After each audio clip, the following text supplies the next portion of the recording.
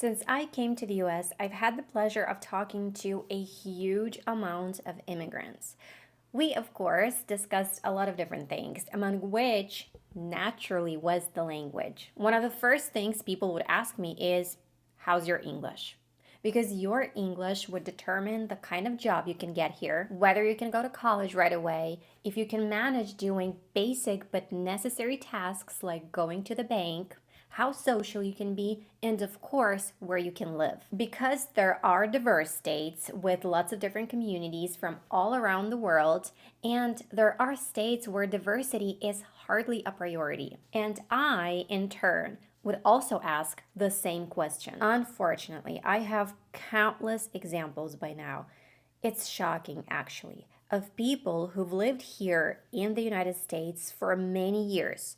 Some have even lived here for more than 20 years, and their English is super basic. They know just the most simple phrases and can say the most simple sentences, and even those with mistakes. And I got to talk to at least two people who've spent pretty much their whole life here, who moved here in their 20s and don't speak a word of English. My main questions are always how and why.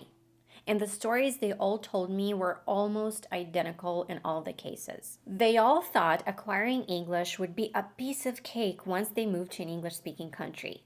But just imagine the situation most people who move to another country find themselves in. According to all of them, you move to an English-speaking country with basic or no English at all and limited resources, which is the case for most people. And the first thing you need is to find a job and start working to sustain yourself and your family. As you can't speak English, you can't start working with or for Americans.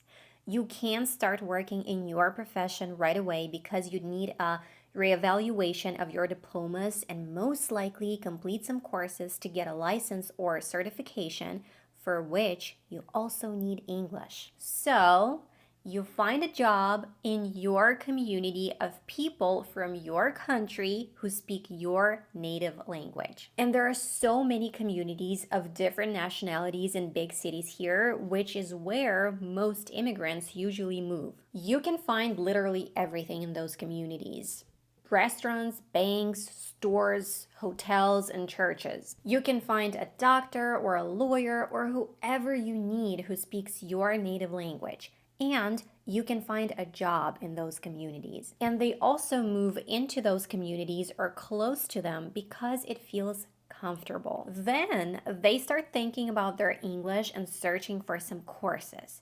However, now they don't have enough time to learn. And here's the kicker. Becoming fluent in English is not merely a matter of living in an English-speaking country. It doesn't matter where you are. You will need to do the same work. You will need to make time and work on your listening and speaking skills, vocabulary, etc. And the biggest kicker is that most of this work will have to be done on your own, whether you're here or still back at home. But what all these people told me is that it is so much harder here. You come here and you need to build a new life. It is super difficult. Adaptation, all the worries, a new job, a new environment takes up pretty much all of your time and your brain capacity. And every person I've spoken to says that they regret not working on their English before moving here. Those who couldn't ever become fluent in English say that you just get used to living in your community and speaking your native language, so you eventually don't want to and don't need to come out of your comfort zone. You just kind of start living in your own little bubble. They don't have any desire to make their lives harder than they already are in this new reality. So they just stop trying to learn English altogether. And that's it. Some of those people can understand at least some English or can understand English alright, just like a lot of people watching these kinds of videos in English. They can understand me and other teachers, right? You can watch videos with subtitles, whether in English or your native language, but there's a big but. They still can't speak it. They still can't use it. Their vocabulary and grammar remain basic. Why do you think that is? Here's the thing. When you have at least some exposure to the language, your listening skills develop first. But the gap between those who are exposed to English and have a hard time using it and those who can actually use it lies in active work and practice. Because it's not enough to just listen and read. You need to use the language. Speaking at first will be hard.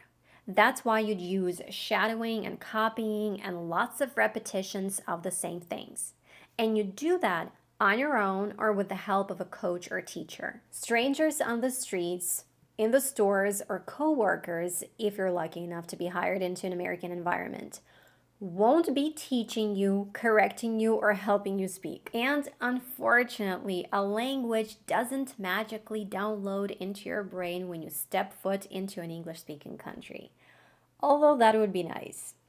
Maybe in the future, who knows? I keep saying that you need to and absolutely can learn English in your native country completely on your own.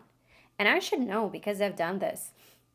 And if I could, there's no doubt you can too. I share with you everything that I've done on this channel.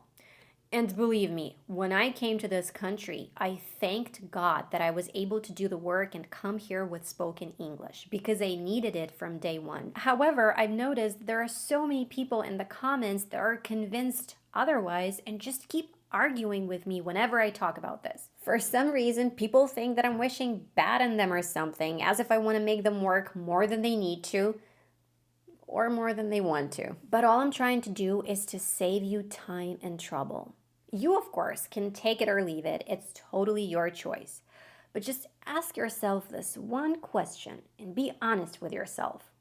Why do you keep waiting to go live in an English-speaking country to start actively improving your English? My only guess is that maybe you lack motivation and you think that moving to an English-speaking country will push you to learn English because you will have no choice. But as you can see, it's not always the case. But please share your answers with us in the comments. I think that this can open a very interesting discussion among everyone. Or if you have a friend who thinks like that, try to ask them this question and explain to them why they might be mistaken by giving the examples of those people I talked about in this video. Now, of course, there are also people who did become fluent after moving to this country, and I was curious about how they achieved this, and they all said the same thing. They needed to take courses, hire teachers, but had to do most of the work themselves, dedicating a lot of time to improving their listening and speaking skills, mostly using YouTube,